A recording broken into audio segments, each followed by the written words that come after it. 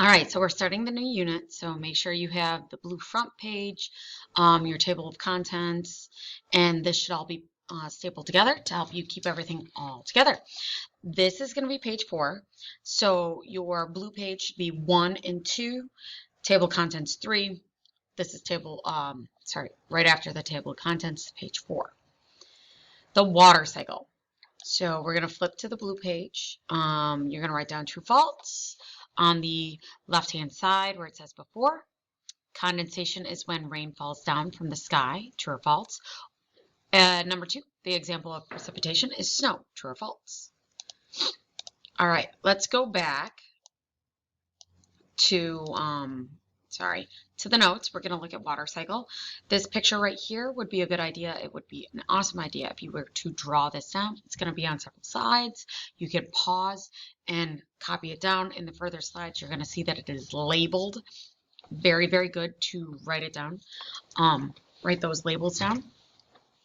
So the water cycle, it is a phase water goes through as it moves from the land here to the sky here, and it is driven by the sun, the energy of the sun, the heat of the sun.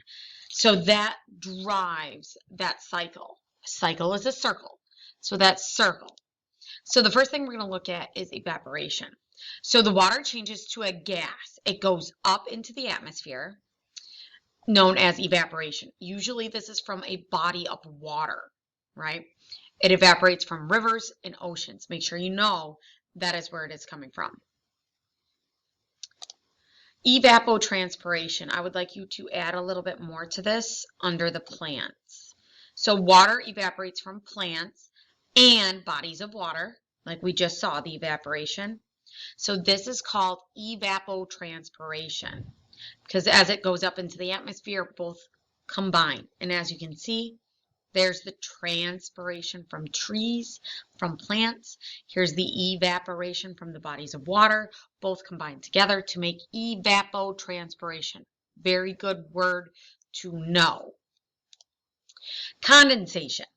So warm air carries water vapor or gas upward, right? So the warm air goes up, it's evaporated, it goes up. As the high altitude, as it gets higher and higher, it becomes colder. Well, here's the thing. Cold air doesn't hold as much water vapor as warm air can. To explain this, this huge beaker is your warm air. It can hold lots, like 1,000 milliliters. This is your warm air. As the warm air goes up, the beaker gets smaller. It becomes cold air.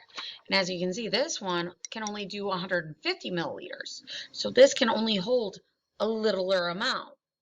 Well, what happens because the air can't hold that much and it cools down, the water vapor starts to condensate. This is when the gas turns back to a liquid, or water vapor turns back to water in liquid form. And these form clouds, right? Clouds are formed by water vapor attaching, condensating onto something. So think of like your water bottles and stuff like that. When they're cold, the water inside is cold and the outside is warm. You have the drops on the outside, condensation. That's what's going on. So this happens up in the sky. The particles that are released due to pollution, due to volcanic eruptions, that causes clouds, or the ability for condensation to attach to. With that being said, you got precipitation.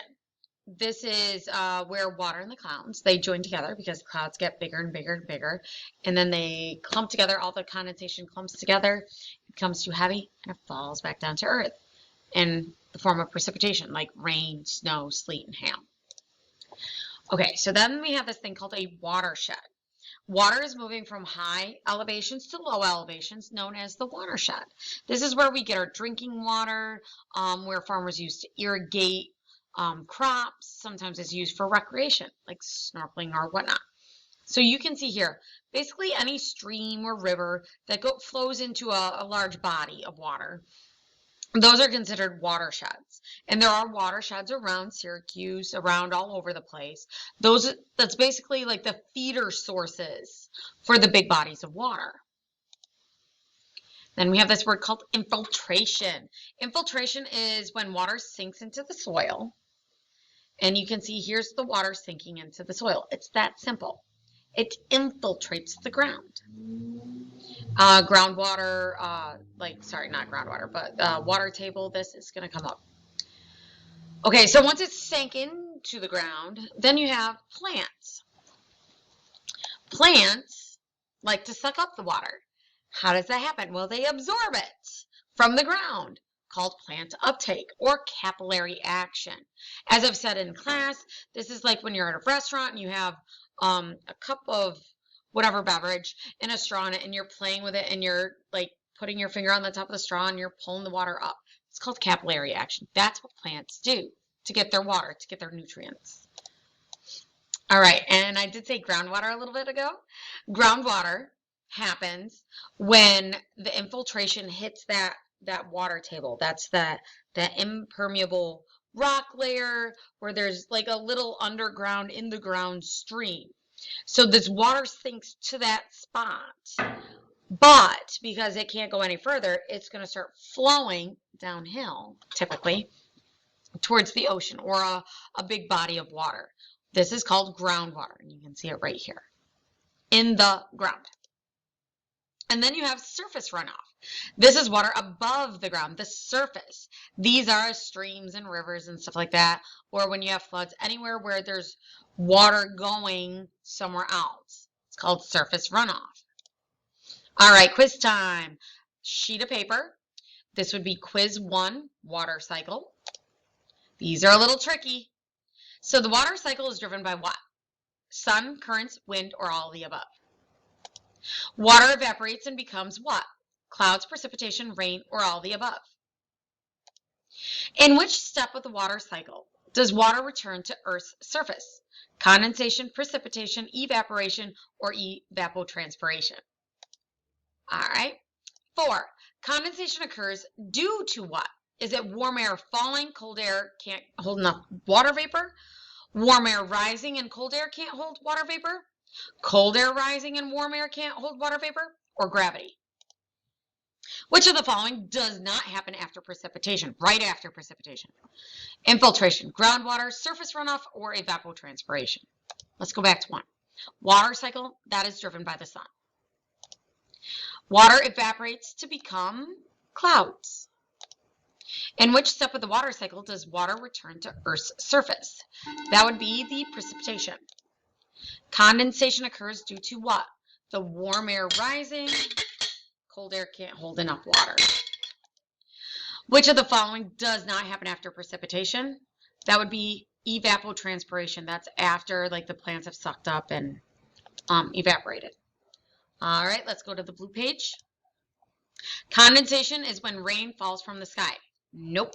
Condensation is clouds, forms clouds. Precipitation is snow. Correct. It could be rain, snow, sleet, or hail. Let's go back to your notes, page 4. Summary.